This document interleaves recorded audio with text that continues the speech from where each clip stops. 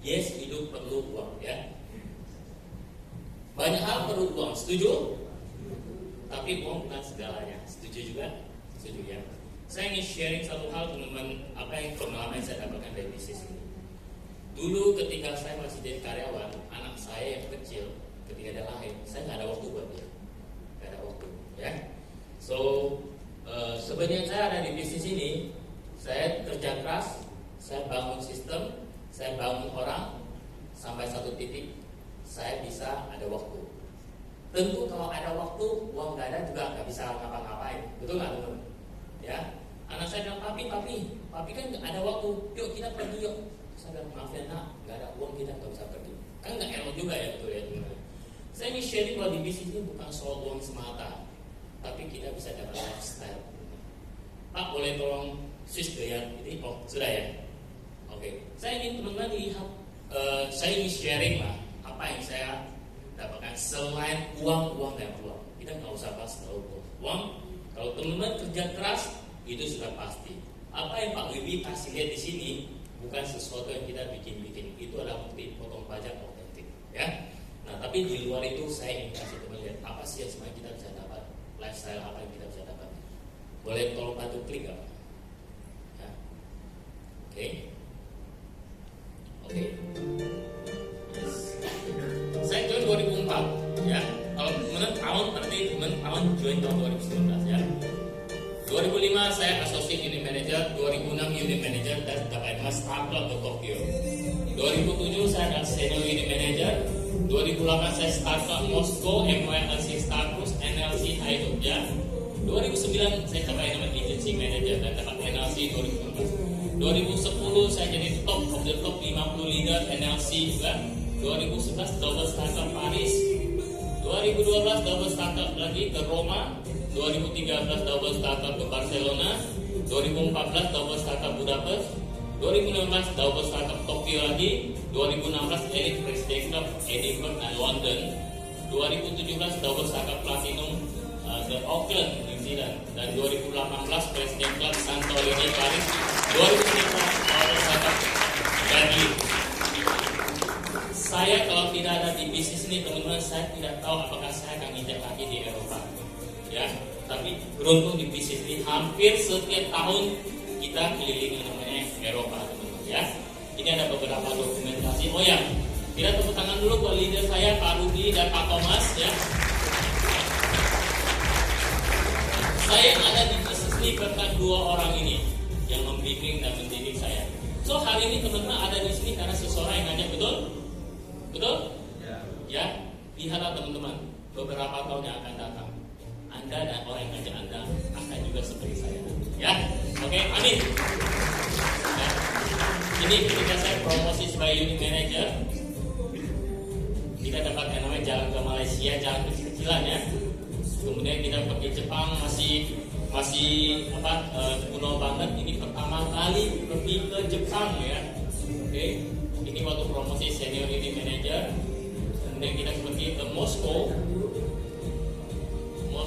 lanjut naik Star Cruise, NLC Jogja. Ini promosi agency manager di tahun 2009. Nah di sinilah kita mulai mengupgrade diri, teman-teman. Orang tidak bisa di posisi yang sama tanpa kita tinggalkan kita punya knowledge. Saya belajar yang namanya CFP. Kita belajar selama 6 bulan dengan para master, ya. Oke, ini materinya teman-teman, ya, back to the school, ujian, ya, seperti mahasiswa. Tapi materinya jauh lebih berat karena ini dari Denver, USA materinya. Ini saya dapat graduation CFP, dan ini adalah mentor kita Pak Tri Joko, Pak Ciwi, dan Pak Bernard dari Singapura. Ya. Nusa Dua kita dapat NLC lagi. Dulu saya join, saya adalah seorang agen yang culun. Tahun 2009 kita sudah ada di posisi yang sama. Pak Rudi agency manager, saya agency manager, Pak Thomas adalah agency manager. Kita ada di posisi yang sama, ya. Tahun 2010 ini ada satu penghargaan luar biasa, masuk top 50 region. Kita berhasil dinner, ya teman-teman. Kalau lihat ini orang kita siapa sih? Hari ini beliau adalah bosnya Credit Suisse Bank terbesar di Switzerland, ya. Bapak Tijan Kiam. ini Pak Barry Stolz sekarang adalah bos kita di Amerika, memegang region Amerika Serikat. Kemudian Pak Harvey, ini NLC lagi 2010, dan di 2011 kita pergi Duta Besar ke Paris. Di bisnis ini kita bisa mengajak orang tua kita, teman-teman. Ini adalah mama saya, ini papa saya, ini mama mertua, ini istri saya. Kita ngajak keluarga bersama-sama. Di bisnis ini itu bisa kita lakukan. Ya. Kita keliling ke Amsterdam, kita lanjut ke Luxembourg, Swiss, Ditlis, Lucerne, Fussen. Ini adalah simbol dari Disneyland yang diambil dari Real Castle yang ada di Jerman. Kemudian kita ke Praha, Cekoslovakia. 2011 lanjut NLC lagi. 2012 Roma. Ya, teman-teman, katanya kalau di Roma harus mengunjungi Colosseum. Ya, kalau nggak kunjung itu nggak ke Roma. Ya, dan ini yang paling penting, teman-teman. Konon kita sebentar lagi runtuh loh, teman-teman. Cepet-cepet pergi lihat. Ya, kalau sudah runtuh kita nggak bisa lihat lagi. Oke? Kita ke Monte Carlo. Ini kotanya F1, balap mobil F1. Ya, Milan, Venice. Ini adalah satu kota indah sekali, romantis buat yang ingin honeymoon datanglah ke sini. Ya, ini di tengah danau ada satu castle, ada satu pulau kecil. Ya, kita sengaja pancing angsanya datang. Ya, dimana kita ke Istanbul, ke Turki, dan ini kita ke Barcelona. Ini kotanya indah sekali. Teman-teman tahu Barcelona ada satu klub sepak bola terbesar dunia, namanya apa? Barcelona juga, ya.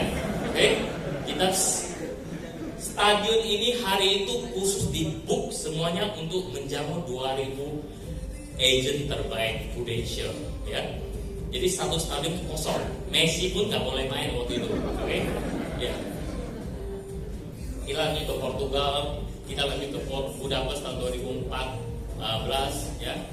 Kita dijamu makan malam ala bangsawan di salah satu restoran yang mereka set, ya. Tahun 2016 kita kembali ke Tokyo. Tampangnya sudah beda dengan 10 tahun yang lalu waktu saya ke Tokyo. Nah, ini adalah anak cucu saya mulai lahir, ya, mulai lahir di bisnis ini, dan ini waktu Galadina di Tokyo. Ini MYLC Macau, Hong Kong.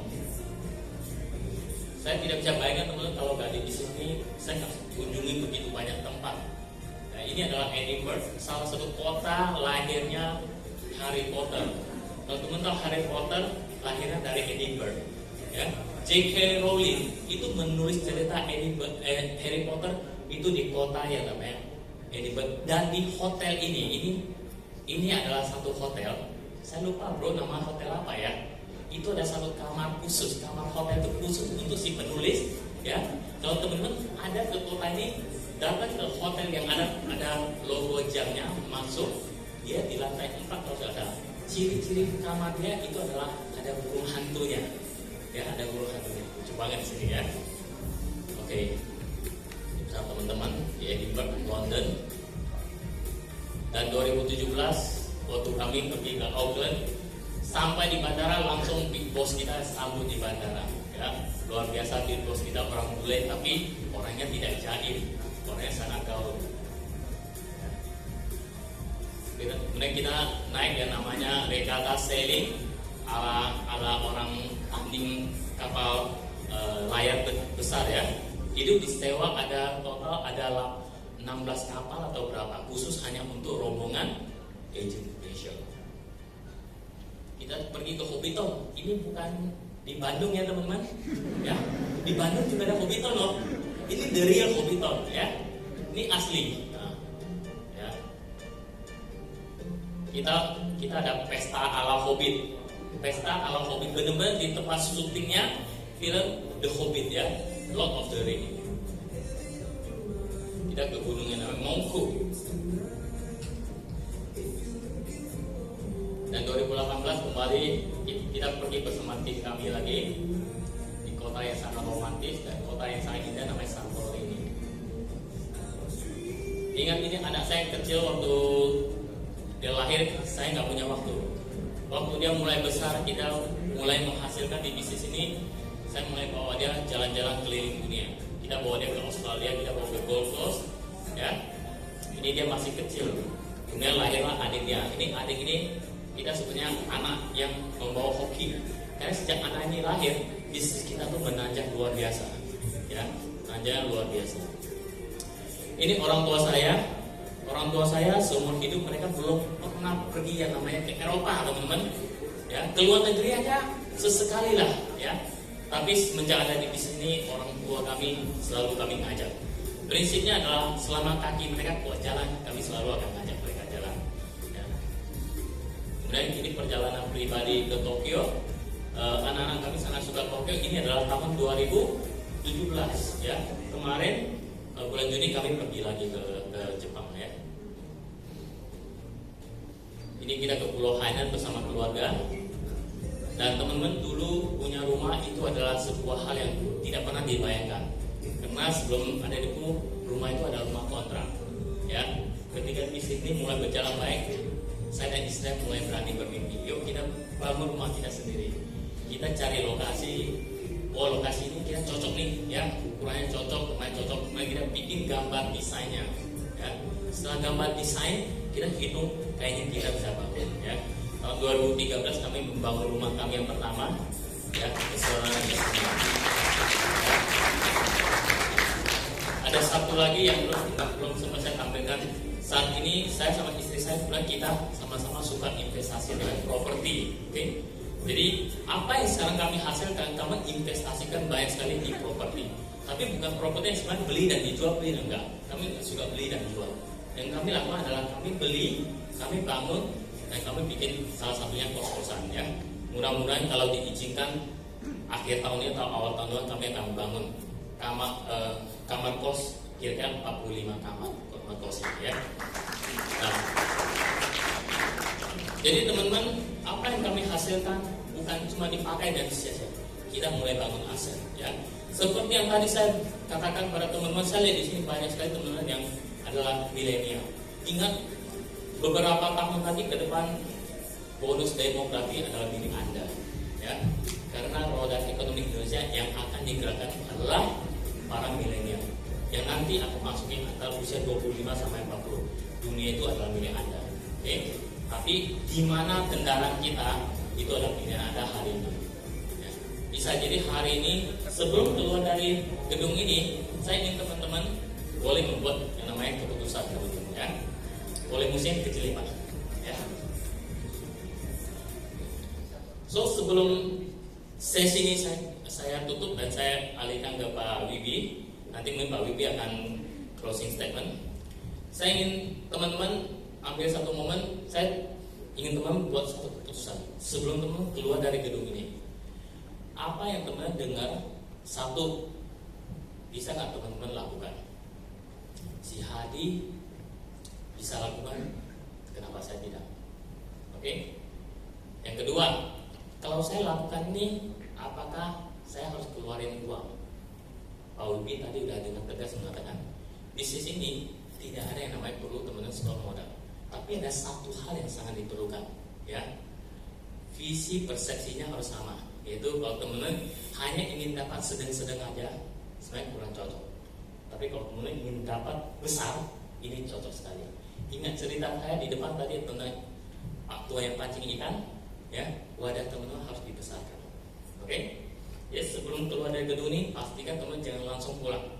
Ketemu dengan orang yang mengundang Anda, tanya dia, tadi kan bilang kalau jalankan bisnis gimana caranya, ya? Tanya dia gimana caranya, oke? So sebelum saya tutup, saya hand over ke teman saya Pak Wibi untuk lakukan satu closing statement. Kita tepuk tangan lagi untuk Pak Wibi. Oke, teman-teman sebentar lagi waktu masih ada. Mungkin teman-teman ada yang mau bertanya, silakan.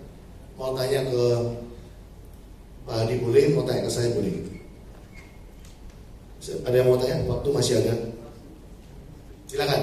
Ayo, siapa mau tanya? Undang-undangnya dikeluarin. Nah ini, ibu ini. Terima kasih atas kesempatannya. Saya minta dari Surabaya. Silakan Ibu.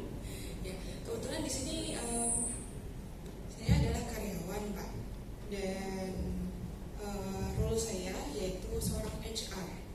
HR, oke. Ya. Dan saya juga menghandle bagian asuransi. Oke. Tapi bedanya ini adalah corporate insurance, dan kalau yang prudensial ini kan ke Individual. individual. Nah, biasanya mindset para karyawan itu kan, aku kan sudah di provide oleh company. Betul. Dan apalagi misalkan kalau sudah yang dapat kamar VIP. Oke. Gitu. Terus habis itu ngapain? Aku perlu punya double insurance. Oh, oke. Ya, Itu seperti aja. itu. Ya. Terus habis itu misalnya kalau dijawab, saya pun pernah jawab. Nanti coba pikirkan setelah pensiun misalkan. Kan ada BPJS Ketenagakerjaan. Dan di situ ada JP, jaminan pensiun. Oke. Kayak gitu. Kenapa harus punya yang pribadi lagi? Iya. Alright, seperti itu, ya. alright. Terima Thank you. kasih. Namanya siapa Ibu? Minta. Bu Minta ya. Kita tepuk tangan buat Bu Minta dulu ya. Dia tanyanya ke lu bro. Oh, oke. Karena dia tahu yang kelihatan pinter sini, jadi tanya ke sini. Dia tanya. Pertanyaan itu bukan pertanyaan Bu Minta saja.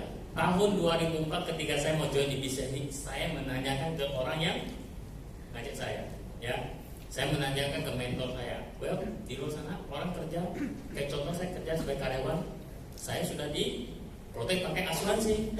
So kenapa saya beli asuransi lagi? Betul ya? Pertanyaannya adalah satu, apakah kita akan kerja di situ seumur hidup? Bagaimana kalau kita sudah tidak bekerja lagi? Itu satu. Oke, mungkin kita akan kerja di situ ya. Tapi teman-teman ingat-ingat bahwa yang namanya asuransi yang diberikan perusahaan itu namanya asuransi kesehatan saja. Tadi saya ada paparkan kan fungsi asuransi ada berapa macam teman-teman? Kesehatan, pendidikan. Oh ya, mau pendidikan, perusahaan bayarin pendidikan anak kita nggak? Hah? Sedikit ya. Kalau kita sudah nggak kerja di situ atau sakit nggak bisa kerja, mereka bayarin pendidikan buat anak kita. Nggak maksud saya. Yang kedua pensiun. Oke, tadi ada jaminan pensiun. Teman-teman tahu nggak ya jaminan pensiun di Indonesia itu berapa persen? Belum cek ya Bu. Saya kasih tahu cuma sekitar 6-7%. Ya, di Indonesia. Kenapa? JKN, ya. Nilainya kecil Ibu. Yang saya ingin highlight di sini. Teman-teman tahu Singapura negara makmur, betul?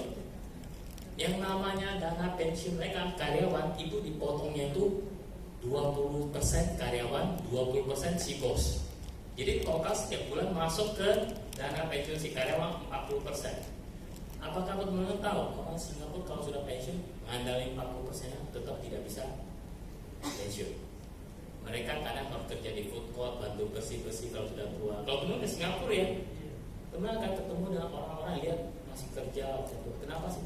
Kan dana pensiun yang begitu besar 40% tidak bisa membantu mereka pensiun. Apalagi Indonesia. Oke, nah itu alasannya. Kemudian yang ketiga alasan adalah kalau kita bekerja di perusahaan itu, yes dibayarin asuransi kesehatan.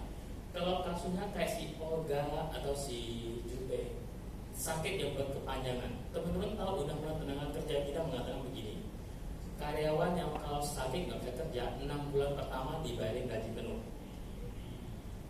Setelah itu kalau masih nggak bisa kerja, bulan ke-7 sampai ke-9 bayarnya 50%, ya. Kemudian kalau nggak bisa kerja lagi, bulan ke-10 sampai ke-12 dibayarin cuma 25%. Kalau bulan ke-13 nggak bisa kerja juga, perusahaan berhak memutuskan hubungan kerja alias PHK. Kalau sekarang sudah PHK, siapa yang mau kasih asuransi? Nah, maksud saya teman-teman, ya, saya dulu juga menanyakan hal itu, tapi semuanya ada jawabannya. By the way teman-teman, hari ini kita tidak bisa trainingin teman-teman lengkap ya. Nanti ada kelasnya ya Pak ya, Pak Ludi. Ya, Oke? ada kelasnya. Yang kita tanyakan nanti pasti terjawab. Oke? Oke. Thank you ya. Oke, ada lagi yang mau tanya? Silakan. Ada lagi? Gak ada yang tanya lagi? Oke, Kalau nggak ada yang tanya, saya mau tutup dengan satu pola pikir yang sederhana, ya. Bapak calon agent kan, udah kan? Sudah agent. Boleh kasih saya satu orang yang benar-benar, coba maju sebentar. Saya cuma mau kenalan. Namanya siapa? Oh, Harry. Teman-teman lihat ya, ini adalah Harry. Ya, saya juga nggak kenal dia. Anggap Harry ini mewakili diri Anda sebagai calon agent. Ya, entah Anda sebagai bos atau Anda hari ini sebagai karyawan. Tapi saya sengaja tadi tulis di papan, ya. Angka ini menarik gak Harry? Ada nggak kira-kira orang yang lihat angka ini dan berkata saya nggak tertarik? Coba saya mau tanya, mungkin nggak ada yang ngomong nggak tertarik? Ini kita asumsikan Anda bisa. Ada nggak yang ngomong nggak mau? Saya nggak mau kaya. Ada nggak? Saya nggak mau kebebasan waktu. Ada nggak? Nggak ada. Satu hal yang mungkin jadi halangan kita, mungkin Anda dalam hati berkata saya nggak bisa. Betul? Harry hari ini kalau gabung udah langsung pinter nggak? Nggak mungkin. Teman-teman berarti tadi saya ngomong bahwa angka di depan ini bukan hasil saya jualan, no. Tapi hasil dari mana? Tim. Kesuksesan siapa? Tim. Tim saya. Artinya kalau saya sebagai leadernya Harry, saya ketika support Harry, kira-kira tulus banget nggak? Tulus. Tulus banget. Kenapa? Karena kalau Harry sukses, saya ikut Sukses. sukses. Kalau Harry nggak sukses, saya gimana? Nggak sukses. Juga nggak dapat apa-apa. Teman-teman, nggak bisa menjadi bisa, cuman butuh satu kata, yaitu apa? Mau. Mau belajar, betul nggak? Ya, nggak ada yang nggak bisa. Yang nggak bisa jadi bisa asal mau belajar. Dan percaya saya, leader Anda yang muda itu tulusnya berapa persen? Kalau skala 1 sampai 10 aja, kira-kira dia berapa skalanya tulusnya ke Anda? 1 sampai 10 berapa? Loh, kamu nggak tahu ketulusan leadermu. Teman-teman, Harry jawab 8. Siapa leadermu nanti? Aduh, kasihan banget. Padahal kalau saya tadi tanya ya, skala 1 sampai 10 berapa Her? Jawabannya adalah 14, itu bagus. Ya, silakan dulu ya. Oke teman-teman, paham maksud saya ya? So, angka ini menarik. Mungkin kalau Anda punya hambatan berkata saya nggak bisa, satu hal Anda ingat pesan saya. Leader Anda tulus banget. Kenapa? Karena income leader Anda benar-benar 100% berasal dari kesuksesan Anda. Oke teman-teman, selamat malam. Selamat bergabung di Prudential. Semoga Anda semua sukses. Thank you.